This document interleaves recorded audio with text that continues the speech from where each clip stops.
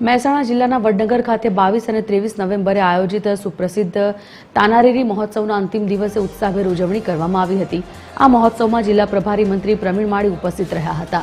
આ પ્રસંગે મંત્રીના હસ્તે ડોક્ટર સુભદ્રા દેસાઈ, નિનદ અધિકારી પાર્થ ઓઝા અને ડોક્ટર તેજલ ભરત ઠાકર સહિતના કલાકારોને શાલ અને મોમેન્ટો આપી સન્માનિત કરવામાં આવ્યા હતા।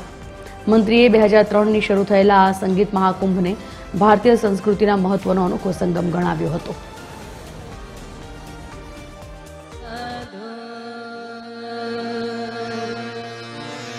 साधो